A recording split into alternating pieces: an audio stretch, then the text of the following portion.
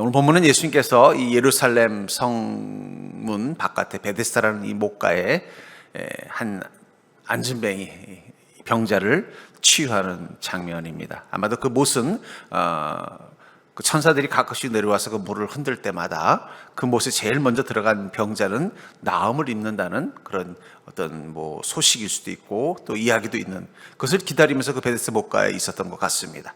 근데 보니까 그는 38년 동안 긴 병을 앓고 있었고 그 병을 앓고 있던 그를 주님께서 낫게 하신다는 이야기를 하고 있습니다.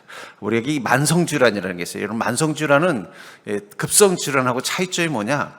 만성질환은 단순히 한 가지 원인만 있는 게 아니라는 것입니다. 또 그것을 치료하기 위해서는 치료 효과가 많이 떨어져요. 모든 병이 그렇습니다. 처음 걸렸을 때 치료를 하면은 빨리 낫지만 그걸 계속 방치해서 그 병이 반복되면요, 나중에 치료가 더 안 되는 경우도 많습니다. 특히 우리 권사님들 이 관절 안 좋으시잖아요. 관절염도 처음 생겼을 때 빨리 치료하면 괜찮은데 이거 그냥 귀찮다고 그냥 파스 붙이고 오래서 만성이 되면요, 아무리 약을 써도 효과가 나타나지 않는 게 이 만성의 특징입니다. 그래서 만성 질환은 이 치료할 때 그냥 어떤 병만 치료하는 게 아니라 습관과 또 지속적인 돌봄과 또 종합적인 치료가 필요한 게 이 만성병입니다. 저는 오늘 본문에 보면 이 38년 된 병자를 주님께서 이렇게 표현하고 있잖아요. 병이 벌써 오래된 줄 안다. 그러니까 그냥 병이 아니라 오랫동안 그 병의 지배를 받고 산 것입니다. 그리고 그는 이제 일어설 수 없는 자가 되었어요. 아마 저는 그 생각이 됐어요. 여러분, 38년 동안 다리를 쓸 수 없어 누워 있으면은요, 그 원인, 예를 들면 근육이 문제가 있다든지 뼈에 문제가 있든지 신경에 문제가 있든지 해서 그게 치료돼도 못 일어납니다. 건강하고 멀쩡한 사람도 다리를 안 쓰고 그냥 누워 있으면 어떻게 돼요? 38년 동안 한번 생각해 보세요. 다리를 한 번도 안 쓰면 어떻게 될 것 같아요? 못 씁니다. 여러분들 다리 부러져 본 사람들은 알아요. 다리 부러져서 기부스 하잖아요. 그래서 몇 달 기부스 하고 풀어보면 어떻게 돼요? 근육이 다 말라버리고 뼈만 항상하게 남아있어요. 뼈는 붙었지만 그 다리를 제대로 쓸 수가 없어요. 시간이 필요해요. 재활이 필요한 거예요. 어쩌면 이 만성이라는 법, 그것은 단순히 그 일어서지 못하는 문제에는 한 가지만 있는 게 아닐 것이라는 것입니다. 우리 인생에도 그런 것들이 있죠. 당장 뭔가 급하게 우리 인생에 문제가 있는 것은 오히려 더 하나님의 은혜를 빨리 경험할 수 있어요. 하지만 오래된 문제, 오래된 고통, 어쩌면 그것이 더 주님의 은혜를 통해 회복되기에는 더 시간이 필요할 수도 있다는 것입니다. 하지만 이 내 삶 속의 오래된 문제와 고통, 거기서 가장 중요한 건 포기하지 않는 믿음이라는 것입니다. 만약에 이 38년 된 병자가 38년 동안 베데스다 목가에서 경험한 건 뭐예요? 야, 저 물이 흔들릴 때 들어가면 병이 낫는데 나는 걷지를 못하니까 한 번도 그 기회를 못 얻은 거예요. 근데 37년째 되던 해, 에이, 어차피 나는 틀렸어. 그리고 그 38년째 되던 해 그 자리에 없었으면 어떻게 됐을까요? 주님을 못 만났을 것입니다. 그랬으면 그는 일어서 걸을 수 있는 기회를 영원히 경험하지 못했다는 거예요. 어쩌면 주님께서 이 사람을 향해 바라보는 가장 큰 것은 뭐냐면 38년이라는 시간 동안 그 걷지 못하는 인생의 문제 앞에서 그가 포기하지 않았다는 거예요. 제가 이렇게 보면요, 인생의 깊은 문제, 특별히 내면의 문제라든지 어떤 가정이나 삶의 관계의 문제라든지 그 문제 속에서 오랫동안 그 문제의 영향 속에 고통받는 사람들이 있어요. 근데 보면은요, 그 고통 속에서 어떻게 반응하는가 보면은 포기한 듯한 마음, 내가 이걸 극복하고 내가 이것을 통해서 주님의 은혜를 누릴 수 있다라는 그 마음을 지켜내지 못한 분들은 계속 거기서 벗어나지 못합니다. 하지만 그럼에도 불구하고 나는 주님의 은혜를 사모한다는 마음을 가지고 있으면 그때 우리는 마치 이 38년 된 병자가 주님을 만나서 그 문제가 해결되는 것처럼 하나님의 은혜를 경험할 수 있습니다. 저는 그래서 하나님의 권능이 우리 삶 가운데 임할 때, 특별히 오래된 인생의 문제, 마치 이 병자에게는 오랫동안 걷지 못했다는 이 병이 그의 문제였다면 우리 인생에도 그 오랫동안 해결되지 않는 삶의 문제가 있을 때 이것을 주님의 권능으로 치유하려면 우리는 어떤 믿음을 가져야 되는가? 저는 이 오래된 병자를 주님 바라보시면서 그의 병이 오래됐다는 것을 아셨다는 이 말씀을 통해서 하나님 오랫동안 내 삶 속에 나를 힘들게 하는 이 문제마저도 알고 계시고 또 그것마저도 하나님의 은혜로 치유하실 수 있음을 말씀해 준다고 저는 믿습니다. 그렇다면 이 하나님의 권능을 통해서 이 오래된 문제를 해결받으려면 어떻게 해야 될까요? 저는 오늘 이 38년 된 병자가 주님을 만나서 그 병이 나은 것을 통해서 그 인생의 오래된 문제를 주님의 은혜로 치유받는 그 지혜를 여러분들이 알고 여러분들도 주님 앞에서 이 베데스다 목가에 서 있었던 이 병자와 같은 믿음으로 주님 앞에 서는 자가 될 수 있기를 주의 이름으로 축복합니다. 먼저 주님께서 우리를 만나러 오실 때 어떤 마음이냐? 우리를 먼저 죽은 의지를 다시 일으켜 세우려 하신다는 거예요. 우리 안에 죽어있는 의지를 다시 일으켜 세우려 한다고 말씀하고 있습니다. 6절에 보니까 예수께서 그 누운 것을 보시고 병이 벌써 오래된 줄 아시고 누운 것을 보시고 몇 년 동안 누웠다고 말하고 이제 38년 동안 누웠다는 거예요. 38년 동안 누워 있으면은요, 일어서는 법도 잊어버리고 일어설 의지도 잃어버립니다. 그 파이크 증후군이라는 게 있습니다. 이게 무슨 내용이냐면은 이 파이크라는 건 이 소위 말해 육식성 고기입니다. 우리 강꼬치 고기라고 하나요? 하여튼 날카로운 이빨을 가지고서 다른 물고기를 잡아먹는 물고기가 있어요. 근데 이 한 사람이 어떤 실험하는 사람이 이 물고기를 어항 속에 집어넣고 그다음에 그 물고기에 먹이가 되는 작은 물고기들을 같이 집어넣은 거예요. 근데 어떻게 집어넣느냐? 그 어항 가운데를 유리벽으로 막아놨어요. 그래서 이쪽에는 파이크라는 그 물고기를 넣어놓고 반대쪽에는 그 먹이가 되는 새끼 작은 물고기들을 넣은 거예요. 그러니까 처음에는 이 파이크라는 물고기가 눈앞에 뭐가 보여요? 자기 먹이가 보이니까 막 달려가서 물어보려고 하는데 그때마다 보이지 않는 유리벽이 어떻게 돼요? 계속 부딪히는 거예요. 부딪혀서 피가 나고 다치니까 어느 순간 자기는 그것들을 넘어갈 수 없다는 걸 깨닫고는 그냥 무기력해진 거예요.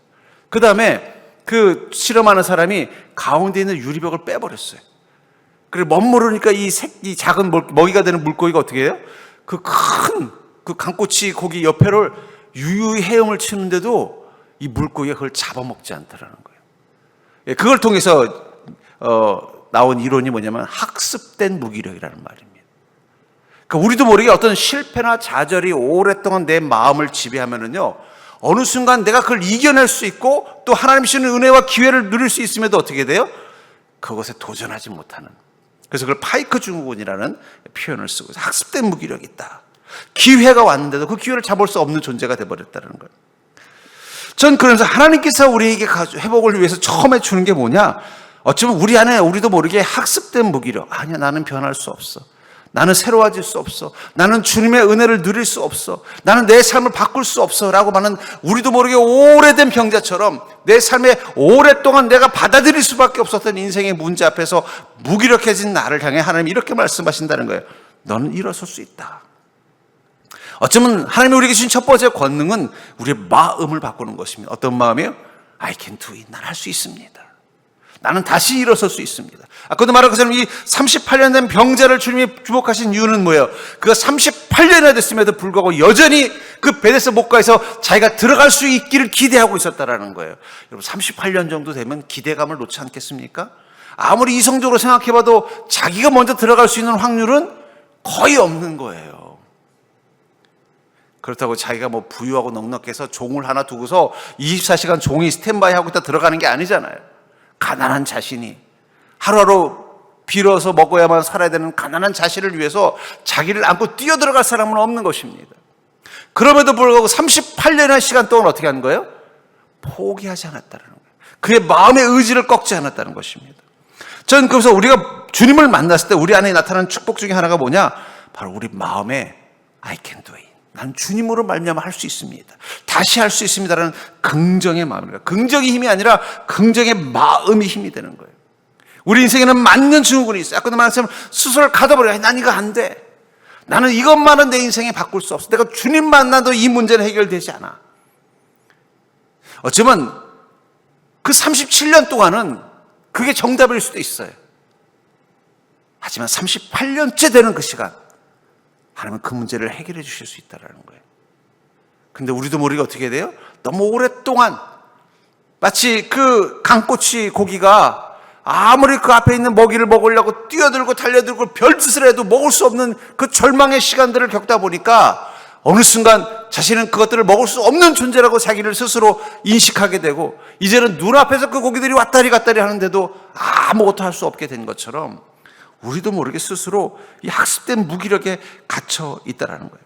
그래서 어떻게 돼요? 할 수 있음에도 불구하고 하지 않는 것에 익숙해져 있는 게 있습니다. 제가 우리 성도님들 보면요, 믿음의 능력이 여러분들 가운데 있음에도 불구하고 그것대로 하지를 않아요. 할 수 있는데 어느 순간 뭐가 된 거예요? 학습된 무기력. 물론 내가 실패할 때도 있죠. 믿음으로 살다가 실패할 때도 있고, 믿음으로 살다가 오히려 어려움을 겪을 때도 있고, 내 믿음이 그것을 감당할 수 없다고 느껴질 때도 있어요. 하지만 그럼에도 불구하고 주님이 우리에게 주시는 말씀 뭐예요? 너는 포기하지 말아라. 고린도후서 5장 15절, 17절에 보면은 그런 적 누구든지 그리스도 안에 있으면 새로운 피조물이라. 이전 것은 지나갔으니 보라 새 것이 되었도다. 여러분, 우리가 그리스도 안에 있으면 왜 새로운 피조물, 여러분, 우리가 새로운 피조물이 될 것입니다. 부활하면은. 근데 아직 부활하지 않았잖아요. 근데 뭐라고 말하고 있어요? 새로운 피조물이라. 미래형이 아니라는 거예요. 지금 우리는 새로운 피조물이라는 거예요. 그리고 또 뭐라고 말해요? 이전 것은 지나갔으니 보라 새 것이 되었도다. 왜 이런 말씀을 했을까요? 우리가 우리 자신을 새롭게 보라는 거예요. 우리는 예수 그리스도 안에서 새로워질 수 있다라는 거예요. 이 학습된 무기력, 오랫동안 앉아있다 보니까, 주저앉아 있다 보니까 일어서는 법을 잃어버렸고, 앉아있는 게 자신처럼 느껴지는 이 무기력에서 벗어나라고 말씀한다는 거예요. 저는 그러면서 믿음이라는 건 할 수 있음을 믿는 마음으로부터 오는 것입니다. 전 여러분들에게 그 믿음이 회복되길 주의 이름으로 축복합니다. 제가 이렇게 보면요, 우리 어쩌면 여기 권사님 세대 때 그리스도인들, 저희 부모님 시대 때 그리스도인들을 보면은요, 이 다시 할 수 있다라는 믿음의 힘이 있었던 것 같아요. 그 이전에 유교가 끝나고 일제시대가 끝나고 가난 속에서 정말 먹고 살기 힘들어서 무작정 고향을 떠나서 막 돈 벌려고 먹고 살려고 몸부림치면서 이 서울에 왔던 분들이 모여서, 교회에서 모여서 그분들이 얻은 가장 큰 축복이 뭔지 아세요? 나는 비록 너무 가난한 시골 깡촌에서 태어나서 공부도 제대로 못했지만 하나님께서 나를 다시 복되게 하시겠다라는 그 믿음 하나 가지고 서울 생활을 버티는 분들이 얼마나 많은지 몰라요. 그리고 그 믿음대로 어떻게 돼요? 성공한 분들이 많아요. 그러니까 서울에 그리스도인들이 많은 이유가 뭔지 아세요? 서울 사람들이 세련돼서 그런 게 아니에요. 저 가난한 시골 너무 가난해가지고, 제 친한 목사님이 저보다 한 2살, 3살 어린 목사님인데 옛날 얘기하다 그랬어요. 제가 어릴 때 얘기해서 우리 처음 우리 집에 전기 들어왔었던 얘기를 했더니 자기는 호롱불 켰다는 거예요. 그래서 에이, 거짓말하지 말라고. 호롱불은 조선시대에 있지 무슨 호롱불. 자기는 호롱불 켰다는 거예요. 나는 어릴 적에 나보다 한 2살 어린 목사님이에요. 근데 전기불이었지 저는 한 번도 호롱불을 가지고 밑에서 공부해 본 적은 없습니다. 물론 전기가 끊길 때도 있었지만 그래도 전기불이 늘 있었는데 아이, 거짓말하지 말라고. 나보다 나이도 어리면서. 근데 얘기 들어보니까 저 강원도는 그랬더라고요. TV, 자기는 TV가 대학생 때인가 고등학생, 무슨 말도 하지 말라고. 우리 초등학교 때 그래도 TV 한 마을에 한 대를 있었다고. 자기네들은 그런 게 없었다라는 거예요. 고등학교 때가 지나서 있었다고. 거짓말 하지 말라고. 진짜 그런 데가 있었더라고요. 그런 열악한 데서 정말 아무것도 없는 가난, 정말 어쩌면 나는 안 돼라고 생각하는 이 무기력함, 그 속에 있던 분들이 서울 올라와서 먹고 살려고 그냥 막노동판 다니고 또 버스 차장하고 또 공장에서 일하면서 그 하루하루가 어떻게 보면 암울한 그때 이 주님 만난 거예요. 그리고 뭘 얻은 거예요? 일어설 수 있다라는 거. 내가 비록 너무 가난한 환경에서 자라고 너무 아무것도 없는 세상에 자랐지만 주님이 나를 이렇게 세워주실 거라는 믿음 가지고서 기도하면서 믿음 생활하면서 열심을 다해 사는 분들이 다 지금 서울에 아파트 살고 자녀들도 잘 성공시킨 분들이 엄청 많아요. 그러니까 제가 그분들 이게 이야기 들어보면요, 엄청 고생들을 많이 하셨더라고요. 근데 그 자녀들은 잘 살고 잘 키우고 있어요. 그 힘이 뭐예요? 바로 이 학습된 무기력을 이겨내는 힘, 믿음이 주는 힘이에요. 다시 할 수 있다라는 거. 저는 어쩌면 여러분들이 마음속에 가지고 있는 것 중에 이건 불가능해. 내가 주님 만나도 이거는 안 돼. 이 마음부터 깰 수 있는 자가 되길 주의 이름으로 축복합니다. 근데 분명히 주님께서 그걸 깨라고 말씀하실 때가 있다는 거예요. 마치 이 안진뱅이 앞에 38년 만에 주님이 오신 것처럼 그걸 깰 수 있는 시간을 주실 것입니다. 여러분들이 그 소망을 가지고 포기하는 자가 아니라 그래도 계속 그 베데스 목가를 떠나지 않았던 이 안진뱅이처럼 주님의 은혜의 자를 떠나지 않는 믿음이 되길 주의 이름으로 축복합니다. 두 번째로 이 하나님의 그 권능을 통해서 오래된 문제를 해결받으려면, 그래서 그 치유의 시작은 소망의 회복부터 시작이 된다는 거예요. 하나님께서 우리에게 죽은 의지를 다시 일으켜서 일어나길 원하는 죽은 의지를 회복시킨 다음부터 그 다음에는 소망의 회복을 주신다고 말하고 있다는 거예요. 6절을 다시 보시면 예수께서 그 누운 것을 보시고 병이 벌써 오래된 줄 아시고 이르시되 내가 낫고자 하느냐. 뭐라고 말하고 있어요? 낫고자 하느냐. 주님이 먼저 물어보셨다는 거예요. 근데 뭘 물어봤어요? 너 낫고 싶니라고 물어봤다는 거예요. 이 베데스다 목가에서 38년이나 앉아 있었던 이 안진뱅이에게 너 낫고 싶니라고 물어봤다라는 거예요. 만약에 이미 자기 자신에 대해서 포기해버린 마음이었으면 뭐라고 말할까요? 아이고 주님, 제가 38년을 여기 있었습니다. 뭘 낫기를 원하겠어요. 그냥 전 여기 있으면서 그냥 지나가는 사람들한테 몇 푼 구걸해서 동정 받고 또 그렇게 살려고 온 겁니다. 집에 있어봤자 뭐합니까? 이렇게 말하지 않았다는 거. 뭐라고 말해요? 주님, 내가 낫기를 원합니다.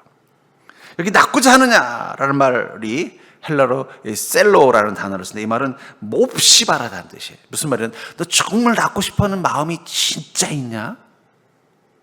우리는 주님 앞에 그래요. 주님께서 해결해 주시길 원합니다. 주님, 기도하면 주님께서 해결해 주실 줄 믿습니다. 근데 주님이 그때 이렇게 질문한다는 거예요. 셀로? 너 진짜 바라니? 주님이 낫고자 하는 건 그냥 너 낫고 싶니가 아니라 너 정말 그걸 원하니라고 물어보고 있다는 거예요. 여러분, 원하는 것과 정말 원하는 것은 다릅니다. 정말 원하는 게 아니면 원하다가도 어떻게 돼요? 그것을 이룰 수 없으면 쉽게 포기해버립니다. 하지만 정말 원하는 건 어떻게 돼요? 절대로 포기하지 않습니다. 여러분들의 인생의 문제, 여러분들의 삶에 고통을 주는 것, 여러분들의 삶 속에 이게 해결되면 정말 내가 더 행복할 것 같다고 생각하는 그 문제 앞에서 여러분들이 절대로 잃어버려서는 안 되는 마음이 뭐냐? 정말 저는 원합니다. 그러니까 여러분 스스로에게 한번 질문해 보세요. 나는 정말 주님 만나서 이 문제가 해결받기를 정말 원하고 있습니까? 말로는 예, 하지만 사실은 내 내면 속에는요, 주님, 제가 이미 익숙해졌습니다. 이거 해결되지 않아도 살만합니다. 어쩌면 이 안진뱅이가 안진뱅이로 38년 동안 살아보니까 뭐 불편한 것도 있지만 좋은 점도 있네. 다리가 불편하니까 어떻게 돼요? 남들이 알아서 태워다 주고 또 필요하면 또 불쌍하다고 돈도 주고 내가 가서 일 안 해도 되고 직접 걸어 다니지 않아도 되고 좋은 점도 있을 거예요. 여러분, 우리가 때로는 우리 인생의 문제 앞에 길들여질 때가 있어요. 그래서 그것 때문에 어떻게 돼요? 그냥 익숙해지는 거예요. 제가 그 옛날에 러브 액츄얼이라는 영화를 보면서 되게 인상 깊었던 장면이 있습니다. 거기 보면은 한 회사, 소위 말하는 상사를 좋아하는 한 비서로 나오는 주인공이 있는데 그 상사를 너무 좋아하는 거예요. 마음에 두고 있었어요. 근데 그녀에게는 이 정신분열이 있는 오빠가 있습니다. 이 오빠가 수시로 전화를 하는 거예요. 그럼 그 오빠의 전화를 다 받아줘야 돼요. 뭐 하다가도 열일을 하다가도 그 오빠한테 전화 오면요, 그거부터 해결해 줘야 되는 거예요. 그렇게 평생을 살아온 거예요. 어릴 때부터. 나이가 벌써 이제 제법 30대가 넘어서 이제는 결혼도 정년기도 넘었고 또 한 번도 연애를 해본 적이, 왜냐하면 그 오빠 때문에. 오빠가 전화하면 일하다가도 가가지고 그 오빠를 다 달래주는 거예요. 그게 수십 년을 그렇게 익숙해져 있었던 거예요. 근데 드디어 그 남자랑 데이트할 시간이 온 거예요. 자기 그렇게 사랑했던 남자가 자기에게 마음을 보여준 거예요. 그리고 함께 데이트를 하기로 딱 했는데 그 오빠한테서 전화가 온 거예요. 크리스마스 날. 그 애는 어떻게 하는지 아세요? 자기 집에서 울면서 그 오빠의 전화를 받고 있어요. 남자친구는 그 자기가 사랑했던 그 사람은 데이트 장소에서 기다리고 있는데, 어쩌면 그것도 사랑일 수 있습니다. 하지만 어쩌면 그녀를 불행하게 만든 건 자기 자신이 이미 그 불행한 상황에 길들여져 있기 때문 아닐까. 제가 그걸 보면서 그랬어요. 나 같으면 오빠 오늘은 내가 오빠 못 받아주겠다. 그 대신 내가 내일 면회 갈게 하고 가서 남자친구랑 데이트하고 그 다음날 면회 가면 될 것 같은데 그렇게 하지 않고 어떻게 해요? 남자친구는 기다리고 있는데 자기는 자기 집에서 울면서 똑같이 수십 년간 반복했던 것처럼 그 오빠의 전화를 받고 있는 거예요. 크리스마스 전날. 우리에게도 그런 모습이 있지 않냐는 거예요. 우리는 이렇게 말합니다. 나는 내가 정말 원하는 일이 있습니다. 저 멋진 남자랑 사랑하고 싶은 마음이 있습니다. 근데 사실은 정말이냐는 질문 앞에서 그 여인은 어떻게 된 거예요? 아닌 거예요. 여전히 오빠 앞에서 무기력해져 버린 거예요. 자기 문제 앞에서 무기력해진 거예요. 저는 그러면서 주님이 여러분들에게 오셔서 이렇게 물을 겁니다. 넌 정말 너의 이 문제가 해결되길 원하니? 정말 원하니? 간절히 원하냐는 거예요. 그때 우리가 제가 정말 원합니다. 그럼 주님이 주신 첫 번째 축복이 뭐냐? 소망을 회복해요. 그래, 주님께서 나를 이 문제로부터 벗어나게 해줄 것 같아. 주님께서 나를 다시 일어나게 만들어줄 거야. 소망이라는 거예요. 소망이라는 건 뭐와 같다고 표현하면 좋으냐? 절대 소망은 영적인 미각이다. 여러분, 아무리 맛있는 음식도 입맛이 없으면 못 먹는 거예요. 그렇죠? 입이 깔깔하면요, 내가 좋아하는 음식을 먹어도 맛이 하나도 없어요. 근데 미각이 회복이 되면요, 그럼 그때부터는 먹을 수 있는 거고 먹으면 힘이 생기는 거예요. 소망은 영적인 미각이에요. 그러니까 여러분, 소망이 없는 사람은 인생이 무엇을 살아도 기쁨이 없어요. 그래서 하나님 뭘 먼저 주셔요? 소망. 소망이라는 게 뭐야? I want. 나는 원합니다. I wish. 나는 원합니다. 나는 이 문제가 해결되고 이 삶을 이렇게 바꾸기를 원합니다. 하나님께서 내 인생을 이렇게 복되게 해줄 것을 원합니다. 그것부터 해결하게 해준다는 거예요. 그 마음부터, 그 미각부터 돌아오게 해주신다는 거예요. 그래서 잠언 13장 12절에 보면 이렇게 말합니다. 소망이 더디 이루어지면 그것이 마음을 상하게 하거니와 소원이 이루어지는 것은 곧 생명나무니라. 소망이 더디 이루어진다는 건 뭐예요? 바랬지만 계속 좌절과 실망을 경험한다는 거예요. 적어도 이 38년 된 병자는 38년 동안 계속 좌절을 경험했을 거예요. 어쩌면 그 벳세다 목가에 그 많은 사람들이 계속해서 모여 있었던 건 그것이 거짓말이 아니었기 때문이에요. 물이 흔들릴 때 들어간 사람들이 병이 낫는 걸 보았던 것입니다. 그게 거짓말이었으면 38년이나 앉아 있었겠어요? 보니까 정말로 처음 물이 흔들릴 때 들어간 사람들이 병이 낫는 걸 본 거예요. 그러니까 포기할 수 없었던 거예요. 그러나 자기 현실은 어때요? 아무리 내 눈앞에서 그 물이 흔들리는 걸 보아도 자기는 먼저 들어갈 수 없는 존재인 거예요. 그 소망을 갖기 힘든 사람이에요. 그럼에도 그는 그 소망을 잃어버리지 않았던 것입니다. 여러분들, 저는 확신합니다. 제 인생을 봐도 확신해요. 내가 정말 주님 앞에 소망하는 것, 포기하지 않는 그것, 하나님 반드시 그것에 응답하시는 하나님인 줄 믿으시기 바랍니다. 그래서 주님 이렇게 물어본다. 정말 원하니? 로마서 15장 13절에 보면 소망이 하나님 모든 기쁨과 평강을 믿음 안에서 너에게 충만하게 하사 성령의 능력으로 소망이 넘치게 하시기를 원하노라. 우리 하나님은 소망이 하나님이라고 말하고 계세요. 그 소망이 하나님이 우리 안에 성령님으로 임하실 때 성령이 우리에게 주신 능력이 뭐라는 거예요? 소망이 넘치게 된다는 거예요. 그러니까 여러분, 주님께서 내 인생 가운데 역사하시기 시작할 때 처음 나타나는 현상이 뭐냐면 소망이 회복이 되는 겁니다. 그러니까 은혜 받았다는 게 뭐예요? 결국은 소망이 회복이 되는 거예요. 갑자기 주님 말씀 듣고 나니까 그래, 내가 낙심할 게 아니라 다시 시작하자. 그래, 내가 이 문제 가지고 근심할 게 아니라 하나님께 믿고 맡기고 나아가보자. 그 마음이 회복이 되는 게 은혜를 회복하는 거예요. 그러니까 여러분들 은혜 회복하신 분들 보면요, 아멘 아멘. 기도원에 가면요, 막 은혜 받고 가시는 분들 보면요, 아멘 아멘. 그러다가 식당에서 밥 먹으면서 인생 얘기 나눠보면요, 인생에 큰 별의별 일들을 다 겪으셨더라고요. 병. 근데 은혜 받고 내려가도 여전히 그 문제는 사라지지 않아요. 하지만 그분들은 정말 죽고 싶은 마음으로 들어왔다가 그 문제가 다 해결된 것처럼 행복한 표정으로 돌아가는 걸 볼 때마다 무엇이 달라졌을까? 소망을 회복하는 거예요. 여러분들, 하나님이 우리 인생 가운데 살아 역사하시고 이 문제 가운데 함께 하신다면 우리 안에 나타나는 가장 큰 현상이 뭐냐? 내가 그것에 대한 소망을 잃어버리지 않는 거예요. 만약에 그 문제 가지고 기도하는데 내 마음속에 낙심이 아니라 하나님이 반드시 응답할 거라는 소망이 마음속에 살아있다면요, 하나님 반드시 여러분들 응답하시는 하나님인 줄 믿으시기 바랍니다. 그러니까 이 소망을 잃어버리지 않는 게 중요한 거예요. 소망.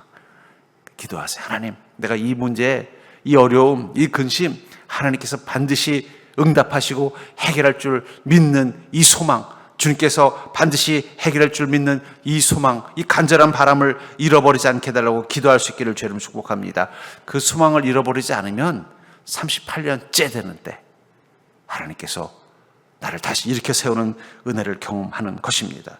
그래서 히브리서 6장 19절에 보면 우리가 이 소망을 가지는 것은 영혼의 닷 같아서, 여러분 주님이 주시는 소망을 가지면요, 그것은 뭐와 같다고요? 영혼의 닷 같다는. 여러분 닷이 뭐에 쓰는 건 줄 아세요? 배가 닻을 내릴 때는 항구에 정박했을 때 혹은 물길에 쓸려가지 않으려고 닻을 내리는 거예요. 그럼 닻을 내리면 어떻게 돼요?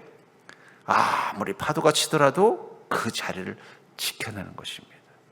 소망이 우리 안에 있으면요, 내 영혼이 뭐가 돼요? 흔들리지 않는 거예요. 파도가 쳐도 문제가 있어도 흔들리지 않는 힘이 생기는 것입니다. 튼튼하고 견고하여 휘장 안에 들어가나니 하나님의 은혜가 나를 지키고 있는 것을 경험하는 것입니다. 그러니까 여러분들 먼저 소망부터 회복할 수 있기를 주님 축복합니다. 하나님께서 그걸 치유해 주시는 게 바로 첫 번째 증거가 이 소망을, 성령님이 주시는 소망을 찾으십시오. 성령님께 기도하면서 내 안에 소망, 주님의 음성, 너 정말 이 문제가 해결되기를 원하느냐? 예, 주님 원합니다라고 고백했을 때 주님께서 응답하실 것을 믿는 그 확신, 그것부터 먼저 찾기를 주의 이름으로 축복합니다. 너무 오랫동안 때로는 내 인생에 실망하고 낙심하다 보면요, 소망을 잃어버려요. 예.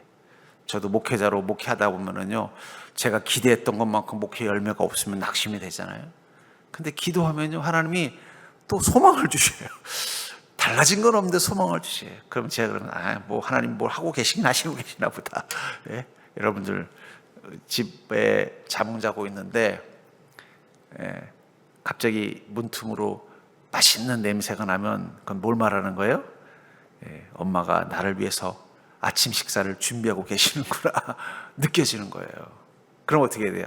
오늘 맞아, 내 생일이지. 엄마가 오늘 또 아침에 뭘 준비하셨나? 미역국 끓이시는 것 같은데 고기 냄새도 나는, 내가 좋아하는 불고기 하셨나 보다. 그러면 일어나면서 어떻게 돼요? 냄새만 나지만 벌써 오늘 아침 식탁에 대한 기대감이 있는 거예요. 그리고 문을 열고 나갈 때 어떤 마음이, 오늘 나를 위해서 준비한 그 식탁을 사모하면서 가보면 어떻게 돼요? 식탁에 내가 좋아하는 음식들이 쫙 준비되어져 있는 거예요. 소망은 그 향기와 같은 것입니다.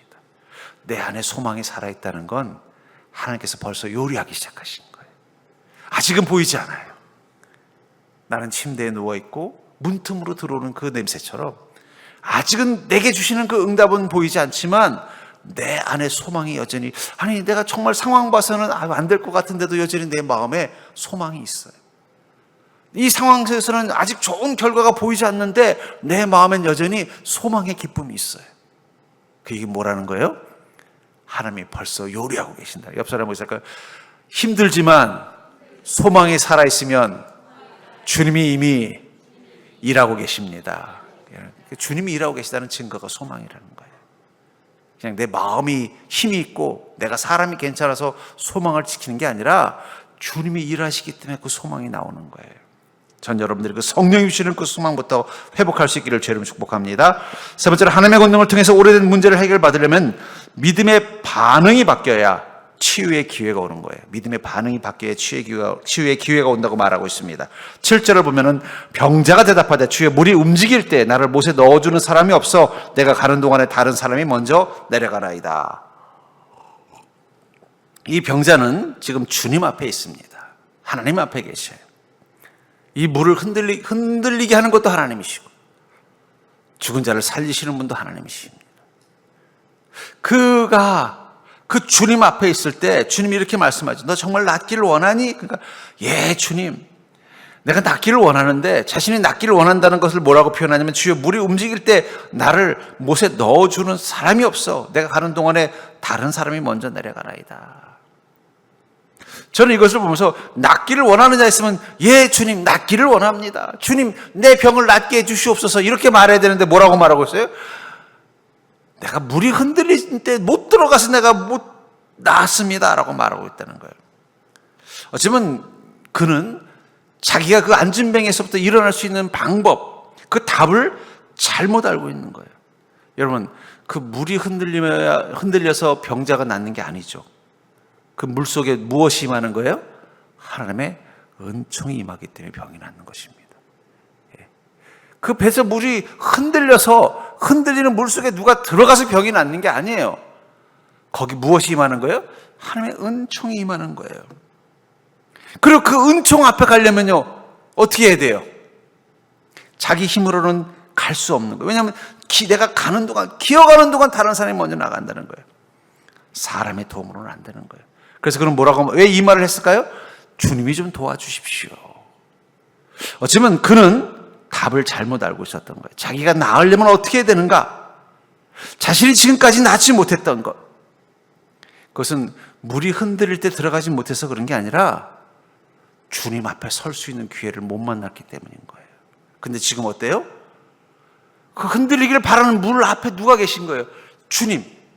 자기가 기어서 그 물까지는 가지 못하지만 주님은 자신이 손을 뻗는 그 자리에 서 계신 것입니다. 우린 자꾸 착각해. 내 인생의 이 문제를 해결하려면 내 눈앞에 있는 이 문제를 해결할 수 있는 물이 흔들려야 된다고 생각해요. 아니에요.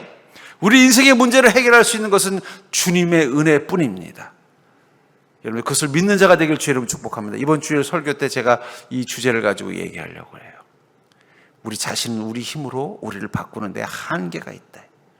그것도 뇌과학을 연구한 분이 그런 고백을 했어요. 우리에게는 한계가 있다라는 거예요. 자기가 인간의 뇌를 가지고서 어떻게 하면 인간이 자신의 뇌를 조종해서 자기 인생을 확 바꿀 수 있을까? 그것만 연구하신 분이에요. 근데 보니까 우리 인간의 뇌는 자기를 확 바꾸기에는 너무 약한 걸 깨달았다는 거예요.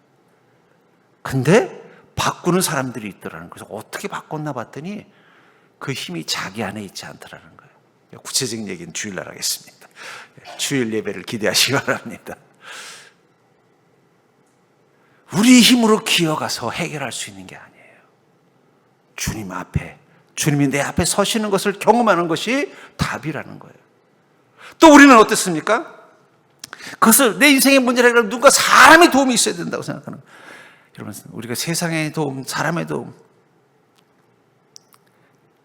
그게 우리를 해결할 수 있는 게 아니에요. 하나님의 손길이 우리를 해결할 수 있는 것입니다. 어쩌면 이 38년의 시간, 자기 인생의 문제가 해결되지 않은 이 38년의 시간은 물 속으로 들어갈 수 없었던 시간이 아니라 주님을 만나지 못했던 시간일 뿐입니다. 그리고 38년 만에 어떻게 됐어요? 이제 주님을 만날 수 있는 기회가 온 거예요. 그의 병을 낫게 하는 흔들리는 베데스다 목가, 그 물을, 그것은 자기 눈앞에 계신 바로 그 예수님이셨던 겁니다. 그분을 만나는 게 답이었던 거예요. 우리도 자꾸 착각하죠. 이것만 해결되면 내 인생이 잘 될 것 같은데, 저 물이 흔들리는 것처럼 이 사람만 해결되면, 이 일만 해결되면, 내가 이것만 해내면, 내가 이런 능력만 갖추면. 근데 중요한 건 우리는 거기까지 갈 수 없는 자라는 거예요. 기어가는 것처럼 내 힘을, 내가 바라기는 그래, 이 문제만 해결되면 될 것 같아요. 근데 중요한 건 내가 이 문제를 해결할 능력이 없는 거예요. 근데 저 사람만 변하면 될 것 같은 거예요. 근데 내가 저 사람을 바꿀 수 있는 능력이 없는 거예요. 내가 저런 능력만 가지면 될 것 같은 거예요. 근데 나는 그 능력을 가질 힘이 없는 거예요. 우리는 답을 잘못 알고 있는 거예요. 사실은 나를 일으켜 세울 수 있는 것은 바로 주님의 은혜 앞에 서는 것이라는 그 답을 깨닫는 게 믿음인 것입니다. 그리고 이제 주님 앞에 서게 되는 거예요. 그래서 8절에 이렇게 주님 말씀하십니다. 예수께서 이르시되 일어나 내 자리를 들고 걸어가라 하시니. 아니, 내가 지금 기어가지 못해서 물에 먼저 못 들어가서 내가 낫지 못했습니다라고 말하는 그에게 뭐라고 말하는 거예요? 일어나 내 자리를 들고 걸어가라. 주님 명령하십니다. 여러분들이 만약에 그런 음성 들으면 어떻게 되겠어요? 38년 동안 내가 다리를 못 쓰는 안진뱅이에요. 눈앞에 이 못이 있는데 서정샘에 가서 첫 번째 아침에 똑 떨어지는 물만 먹으면 병이 낫는다고 소문이 나서 샘터에 앉아 있었는데 물이 떨어질 때쯤 되면 그냥 병자들이 다 와가지고 자기보다 먼저 떠먹는 거예요. 근데 내가 다리를 못 쓰니까 못 가니까 늘 억울하고 분한 마음으로 38년 버티고 있었는데 주님 만난 거예요. 주님, 내가 저 물만 첫 번째 물만 먹어도 제가 저 병이 다리가 날 것 같은데 하필이면 꼭 내가 물 먹으려고만 하면 먼저 다른 사람들이 와서 새치기를 합니다. 주님, 새치기 좀 막아주셔서 제가 물 처음 먹게 해주십시오. 그랬더니 주님 뭐라고 말씀하시는 거예요? 야, 너 그 물 먹을 필요 없다. 일어나 걸어가라. 그럼 여러분 뭐라고 말하겠어요? 아니 주님, 제가 일어나 걸어갈 사람이면은 미쳤다고 여기 셉에서 38년 동안 앉아 있었겠습니까? 못 걸어가니까 앉아 있었죠 라고 말하는 게 정답이잖아요. 그렇죠? 근데 주님께서는 왜 이렇게 전혀 동문서답 같은 말씀을 하셨을까요? 너가 정말 나의 은혜로 치유받기를 원하는 믿음이 있다면 그 믿음은 내 음성 앞에 반응하는 것이라는 거예요. 주님 뭐라고 말씀하셨어요? 일어나 걸으라고 하셨다는 거예요. 그럼 일어나 걷는 게 믿음의 반응이에요.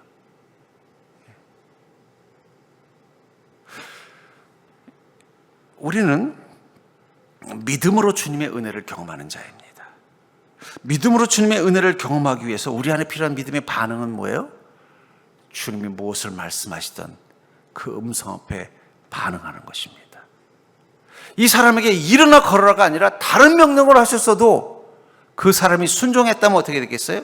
그는 병이 나았을 것입니다.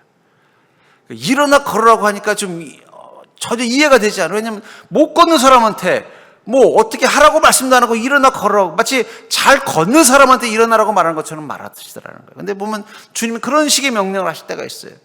왜일까요? 믿음은 주님의 음성 앞에 반응하는 것이기 때문이에요. 주님이 일어나라면 일어나는 게 믿음으로 반응하는 것입니다. 합리적으로는, 상식적으로는 걷지 못하는 사람한테 일어나라고 말하는 것이 합리적인 건가요? 아니잖아요. 그렇죠? 옛날에 가난한 시절에 6.25 때 끼니를 며칠씩 굶었다 그랬더니 그 얘기를 듣는 손녀가 그랬대잖아요. 그럼 할머니 라면 끓여 먹으면 되잖아. 라면이 있으면 뭐하러 굶어요? 라면이 없으니까 굶은 거지. 전혀 합리적이지 않은 말씀이라는 거예요. 주님은요, 주님은 우리에게 명령 주실 때 우리의 믿음을 반응하시게 하시기 위해서 어떤 명령을 주느냐? 전혀 앞뒤가 안 맞는 말씀하실 때가 있어요. 밤새도록 고기 한 마리 못 잡은 베드로에게 뭐라고 말해요? 깊은 곳에 가서 그물을 던지라. 여러분, 깊은 곳에 그물을 던지려면 어떻게 돼요? 다시 배를 타고 노를 저어서 가야 돼요. 차라리 물가 근처에 던지라고 하면은 그냥 가서 그물 들고 와서 휙 던지면 되겠는데, 아니 밤새도록 고기 한 마리 못 잡고 지쳐있는 베드로에게 왔는데 다시 깊은 곳까지 그 배를 저어 가지고 가서 그물을 던지라고 하면은 그건 얼마나 힘든 일이에요. 그렇잖아요. 근데 중요한 건 베드로는 뭐라고 말해요? 말씀을 의지해서 그렇게 하겠습니다. 주님께서 우리에게 주시는 명령은 내용이 중요한 게 아니에요. 거기에 우리가 어떻게 반응하냐가 믿음이라는 거예요. 주님께서 일어나 걸어라가 아니라 다른 말씀을 하셨다면요, 이러다 브레이크 댄스를 추라 그래도 브레이크 댄스를 췄을 거예요. 그렇죠? 중요한 건 그 음성 앞에 반응하는 게 믿음이다. 믿음은 주님의 음성 앞에 반응하는 것입니다. 반응할 때 어떤 거예요? 생각하는 게 아니라 그 음성 앞에 반응하는 순간 일어나 걷는 거예요. 주님은 잡아주시지 않았어요. 그냥 명령하셨어요. 그런데 그 명령 앞에 주님이 일어나 걸으라 하셨다면, 내가 비록 38년간 안진뱅이라서 다리를 쓸 수 없었던 시간을 38년을 보냈어도 일어나 걷겠습니다라는 믿음의 반응을 하는 그 순간 우리 영혼의 손이 주님의 손을 붙잡는 것입니다. 그는 자기 힘으로 일어난 게 아니에요. 자기의 영혼이 무엇을 붙잡은 거예요? 주님의 손을 붙잡은 거예요. 그러니까 일어나진 것입니다. 믿음의 반응이라는 건 내 영혼이 주님의 손을 붙잡는 것입니다. 그러면 일어나지는 거예요. 주님 우리에게 그렇게 말씀하실 때가 있다는 거예요. 일어나 걸어라. 안진뱅이 38년 동안 앉아있던 자에게 일어나 걸어라는 거예요. 38년 동안 내 인생의 문제로 맨날 울고 있었던 우리에게 웃고 기뻐하고 춤추라고 하는 거예요. 내 삶에 일어난 일이 너무나 고통스러운데 그것에서 너는 기뻐하고 감사하라고 하는 거예요. 주님도 너무 아시지. 내 인생에 너무 고통스러운 일이 있는데 오히려 기뻐하라고 감사하라고 그러면요, 야, 하나님도 센스가 없으시다. 이럴 때는 아이고 너무 힘들지, 내가 네 맘 안다, 이렇게 해줄 줄 알았는데 뭐라고 말씀하시는 거예요? 야, 기뻐하고 감사하라고 하실 때가 있더라니까요. 여러분 그런 거 못 느껴보셨으면 전 느낀 적이 있어요. 내가 지금 너무 속상해가지고 하나님께 위로받고 싶어서, 하나님 제가 요즘 너무 힘드네요, 좀 저 좀 위로해 주세요. 그랬더니 배부른 소리 하지 말고 기뻐해. 그러면요, 참 가끔은 상처도 돼요. 하나님 나를 이렇게 어떻게 그렇게 말씀하시나. 근데 중요한 건 기뻐하면 슬픔이 사라져버려요. 기뻐하고 감사하는 순간 나를 슬프게 했던 일들이 해결되는 걸 본다는 거예요. 믿음은 주님의 음성 앞에 반응하는 것입니다.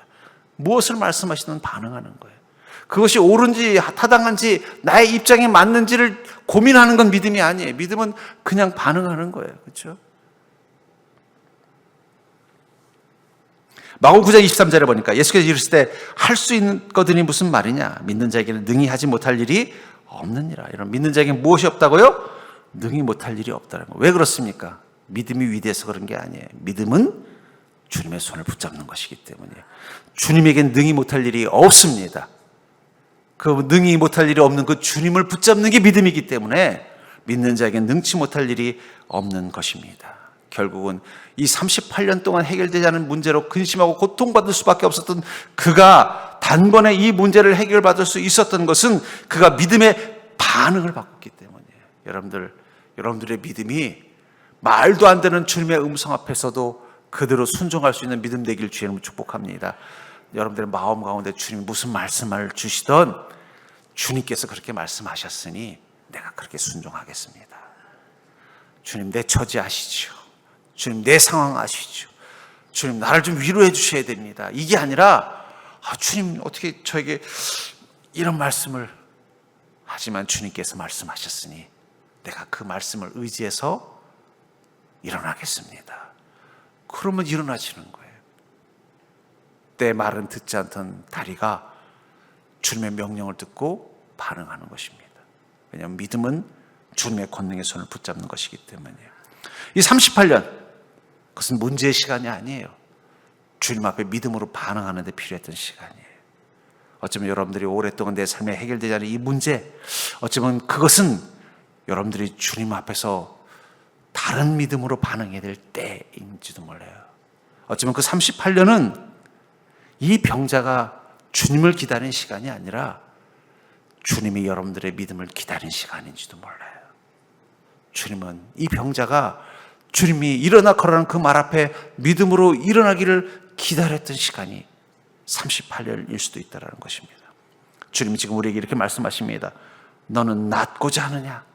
그 음성에 자리를 들고 걸어가겠다고 고백했던 이 안진뱅이처럼 오늘 여러분들이 그 음성을 들은 자리가 될 수 있기를 주의 이름 축복합니다.